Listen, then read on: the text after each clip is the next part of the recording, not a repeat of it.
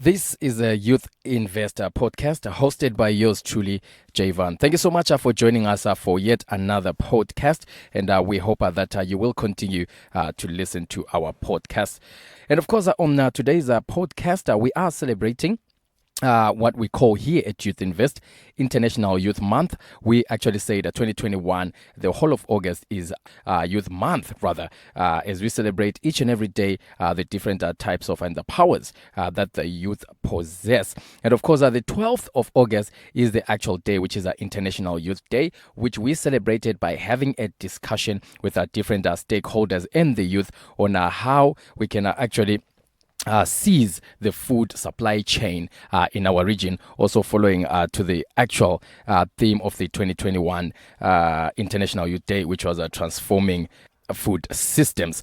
On this podcast, we're going to be speaking to Mr. Patson Zharima, and of course, he was also part of that meeting, that discussion rather, that we had on International Youth Day. He was one of our speakers, and we are having this podcast with him so that we can also speak to the issue of the youth who are in agriculture, also the youth who are into supplying, continuing that conversation that was in the discussion. How can we seize the supply chain? But what we're looking at particularly is the fact that there are people already in the supply system. Some of them managed to take advantage of COVID-19. As much as COVID-19 took away business, some people were able to see opportunity. I'm talking about farmers, for example, who noticed that because there are less people in the hotels, hotels can no longer look for their food outside of the country because they are looking for not a lot of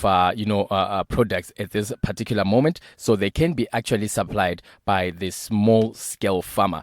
There are people actually saw that opportunity and are actually supplying hotels, while others are supplying the supermarkets and so forth.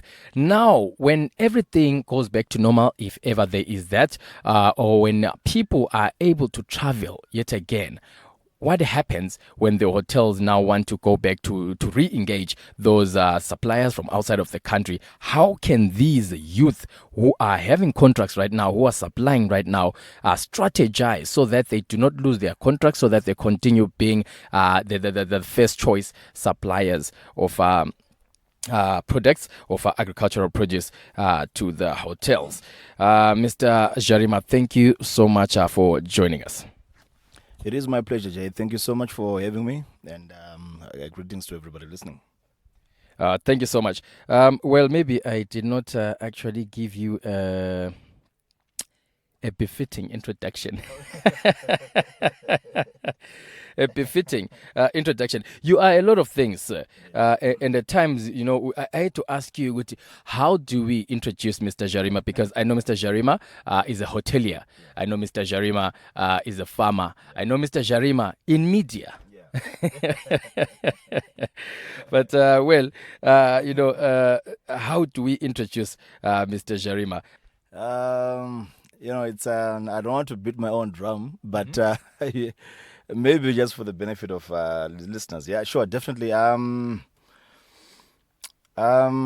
By training, I'm an economist, definitely, by virtue of my academic learning.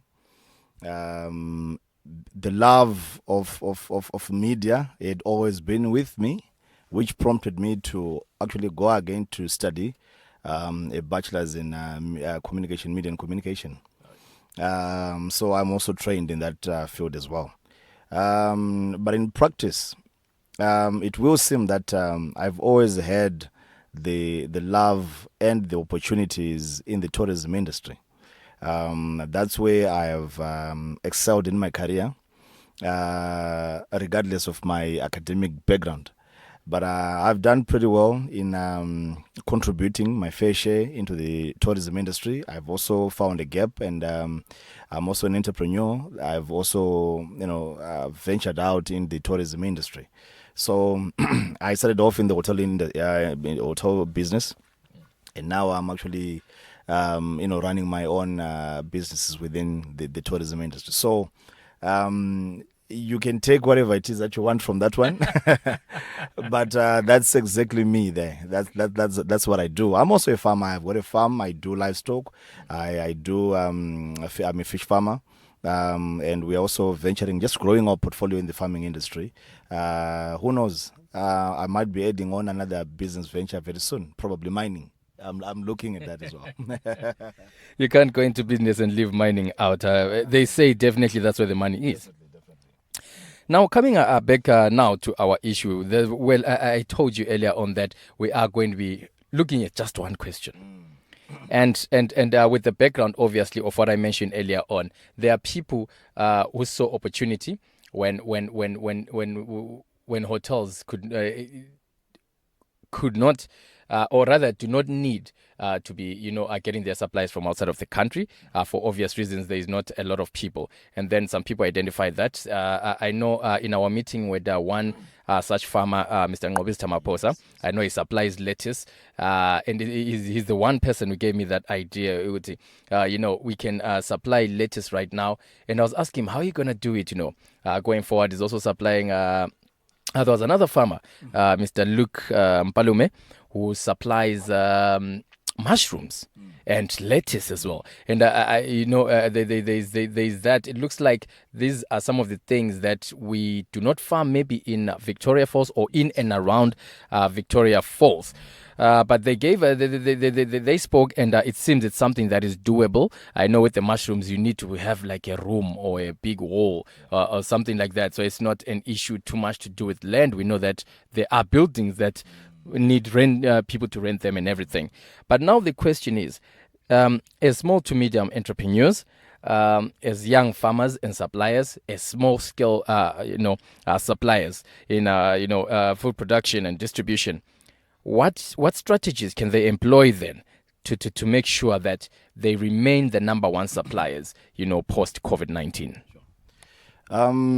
There are a number of ways really that people can actually employ.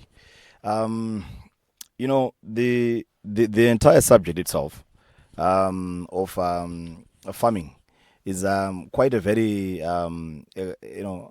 elaborate, and it's a very technical type of business that needs a lot of expertise. It needs some intensive capital in some areas, but overall it also needs us to have a complete understanding of the supply and demand effects. That then means that the business must be broken down, and you need to understand the value chain of the entire business that you actually engaged in.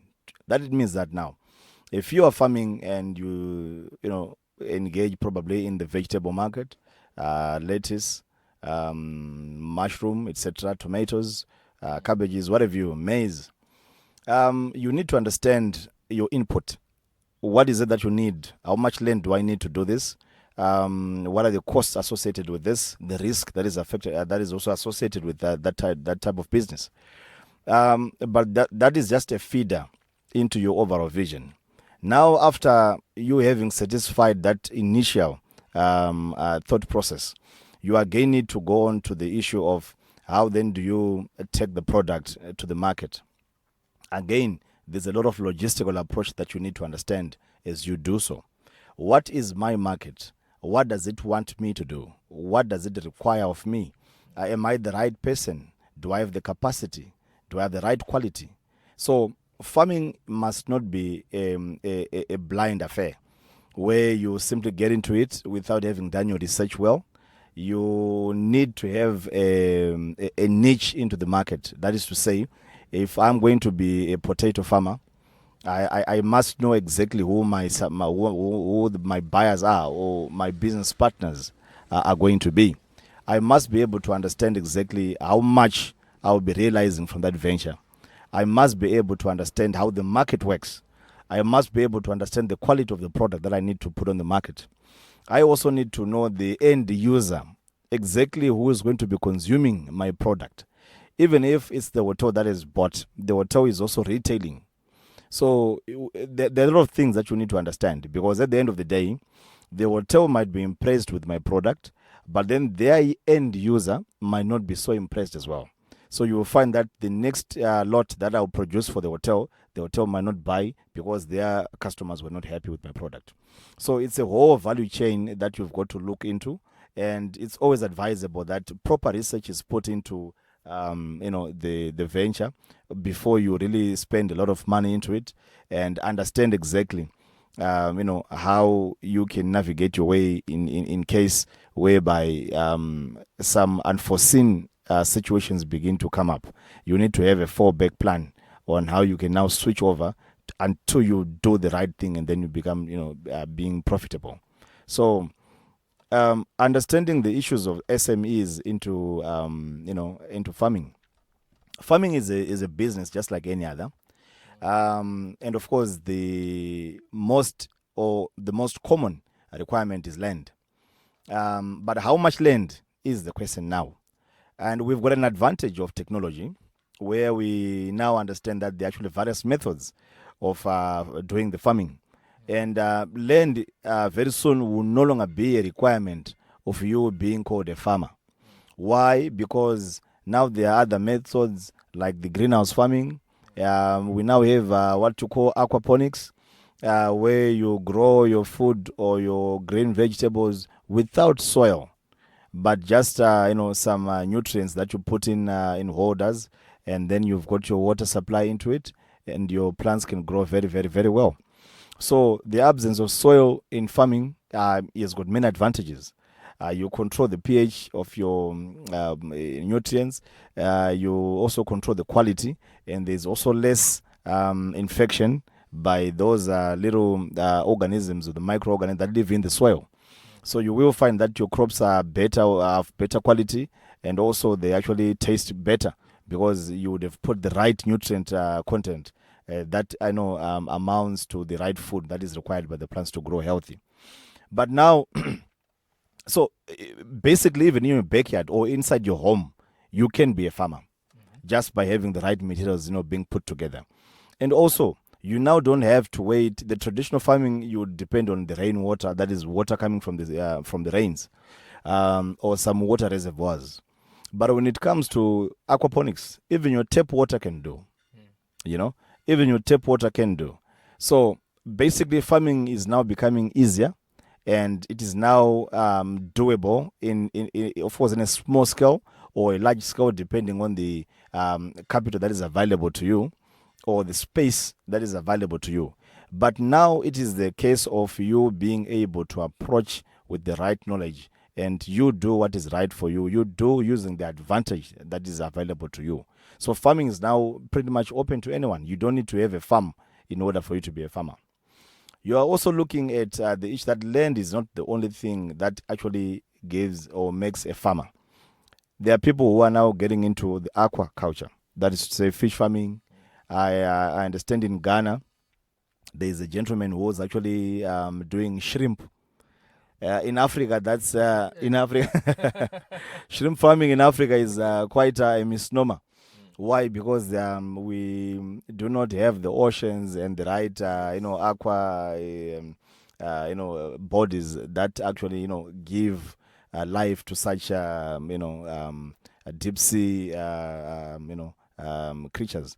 But in Ghana, they actually have a farmer who's actually exporting outside, of Ghana to other countries in Africa.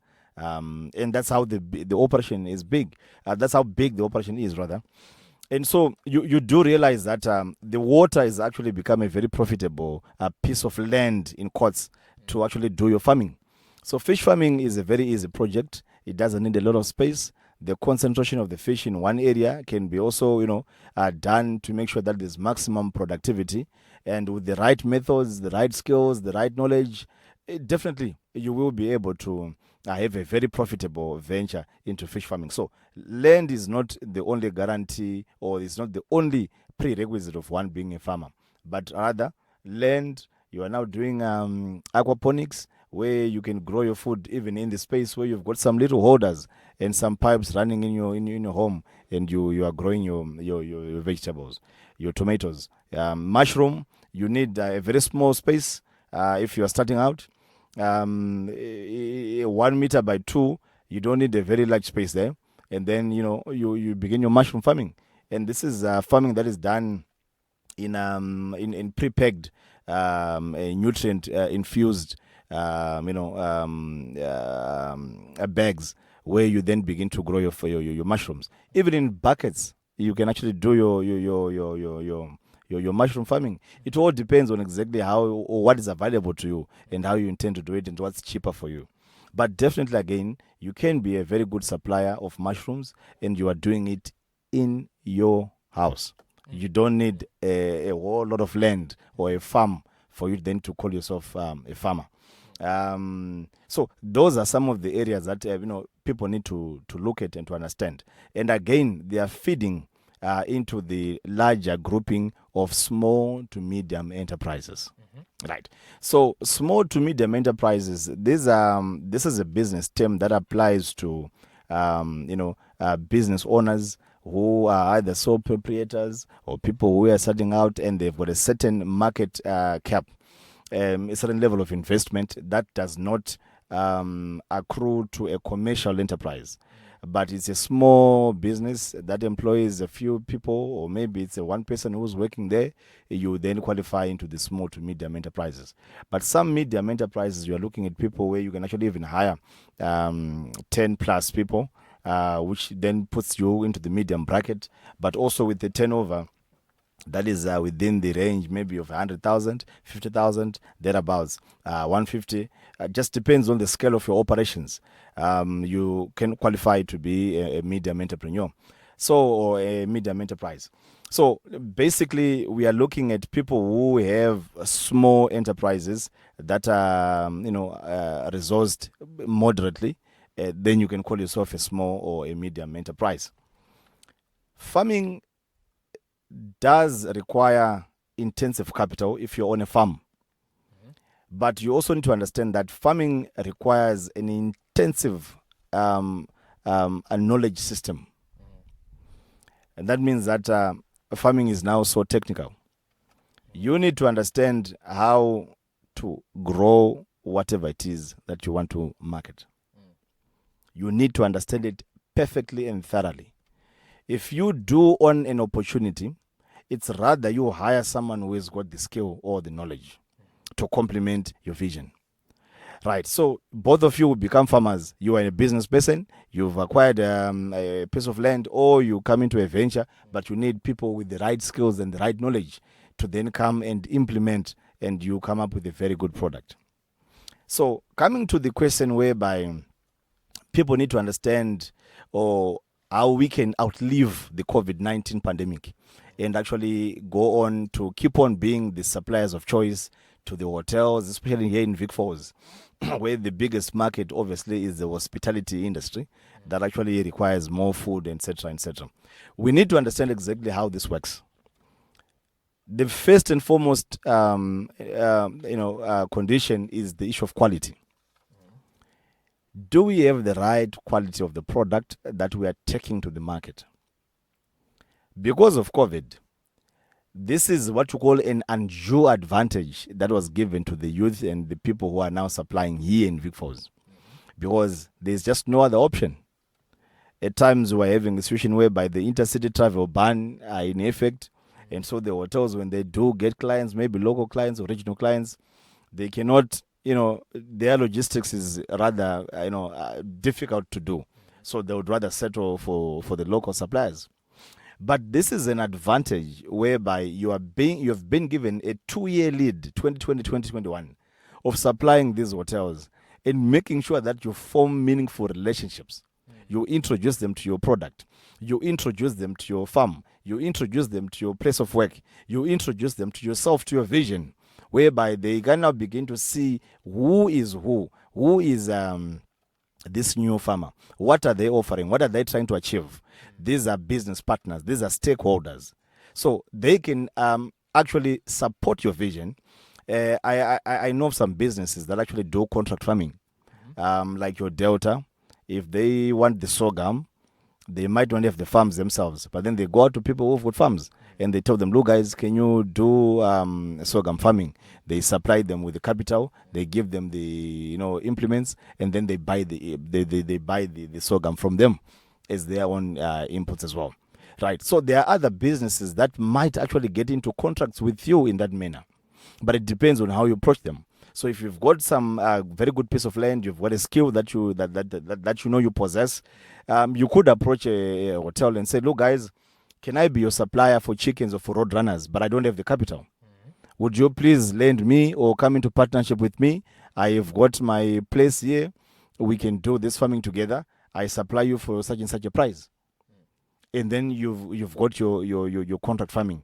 But when you approach issues at that level, you need to have your books in order, your paperwork has to be in order, register your company, and also make sure that everything is done above board. There are no areas whereby you say, no, my brother is now at the farm, my mother is now at the farm. No, it has got to be you at the forefront, because you've signed a contract and an agreement. But it is those little things that makes our local companies to then say, look, maybe we are not yet ready to be in business because we fail to commit to these contracts. The next moment where you've got a new business opportunity that has come along, you quickly abandon that and you forget your contractual obligations. So it has happened so many times to many business people, and they end up losing business. So that brings us to our second point: consistency in doing the business, in supplying. Are you consistent enough?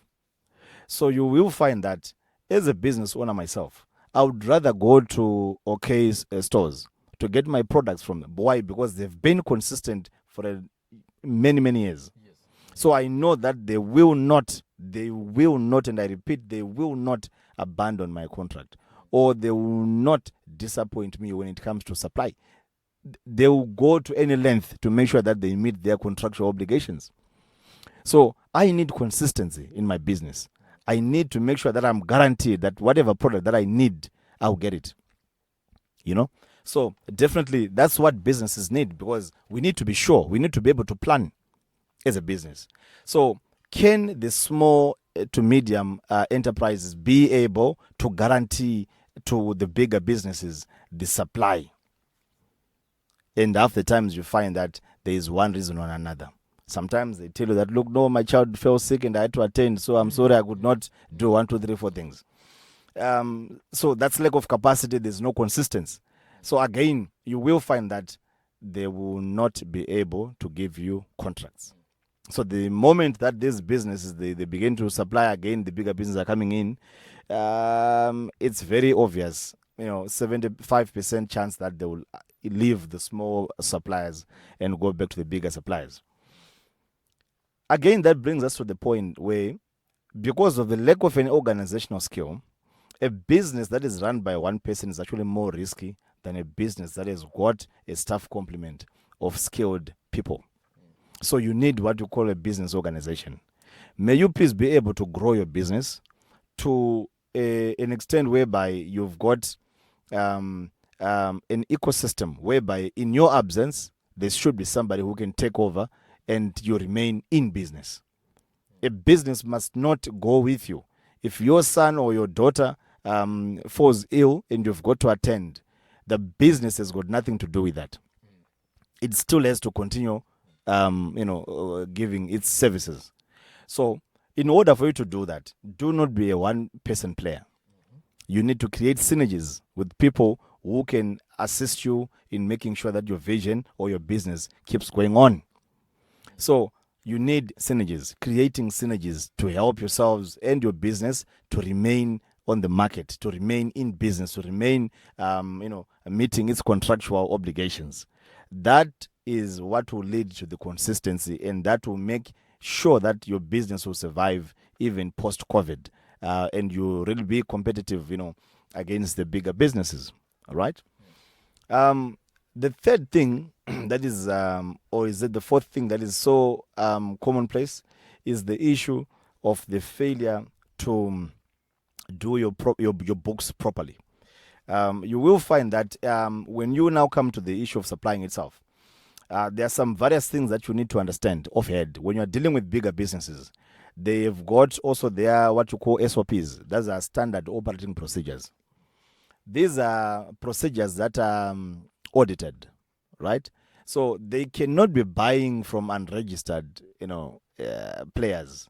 Why? Because there will come a time where they are required to produce the proof of a transaction, right? And this is meant to, safeguard a business from illicit, activities, and also from people who might take advantage of the laxing or of the non-existent control or measures within that business. So whenever a business is pumping out money to get supplies, there must be a trace of that transaction. So you need to reset them, you need to invoice them, and also your business needs to be traceable. Where are you? Who are you? So if you're a middleman and you are just carrying your briefcase, that's where your paperwork is. You don't have an address, you don't have a phone number. Sometimes it's going through, sometimes not even going through. People don't know you. It means you're a briefcase entrepreneur. You are just moving up and down. You need to be domiciled somewhere. Why? Because at the end of the day, when auditors come, they want to audit the books of the bigger companies. They won't find you. You come to Vic Falls, you stay for a month or two. When the auditors are coming through, you've exhausted your mushroom, you've exhausted your chicken business, and you are back in Jambes, or you have gone out again to Blawayo or Harare or anywhere else. And when those guys are looking for you, tell them, no, I've since left, I'm no longer there. That taints the reputation of the bigger business and their management. So they would rather stick with OK. Because OK can be found whenever they need to find them. OK can be traced. Look, guys, we made a transaction. Can we have the invoice number, so and so and so? And then there's proof of that, a transaction. Why? Because in some companies, there are individuals who might be tempted to fake some paperwork and documents. And then they present them to the company and say, look, I've done a transaction for this much, and this is how much I've paid. But whereas they might have put on their own markup there, they've put on so much money that is not the reflecting on the actual price, that is being that is selling for that product. And so you will find that auditing of any financial transactions is so key and it's so important. But can these small to medium enterprises be able to satisfy that requirement? Again, they do not have proper books of reference. They don't. So half the time they don't even have a business card, And so you can't be traced anyway. Your transactions cannot be traced. You want cash. Sometimes you want your personal account to do the transaction, and you don't have a business account. So it's so hard for bigger businesses now to relate with you. That relationship will not hold. It will not hold. Only under very desperate circumstances will they come to you and say, can you give us your chickens, and they pay you. But under normal circumstances, they will not do that. They will not do that. The other, so we are still looking at possible ways in which might hinder your progress with the bigger business post-COVID, when the bigger businesses are now coming in, right? The other point is that when the bigger business, when they come, they do offer some incentives. For example, credit accounts. So they can supply 100,000 worth of goods, and they say you can pay us after a month. And they've got access to capital to continue being in business. But, we can make noise for over $50 when I'm a small business owner, because that's between me and poverty, So I need that $50 as soon as you can. So you will find that if you don't understand the nature of business, you've got to balance between your creditors and your debtors. So you delay paying your creditors, and also you chase on your debtors. That is to say, those who owe you money, you chase them very much because you need cash flow. But those whom you are owing money, you try to delay paying them out for you to have a lengthy period of cash flow. That's how business is done. In order to bridge that that gap whereby I have received a service but I delay in paying, you get into those accounts where you say, okay, fine, you can get my service and then you pay me later. It encourages a relationship. But that is only being done on the premise of you having enough resources to maintain and keep going on. You see? But in the event that you don't have that, you run the risk of not being able to financially position yourself well, and you would not have an actual running, a resource base to keep your operations moving. And so you will find that you will be a big bother to the business that you've supplied, and you are always knocking on their door.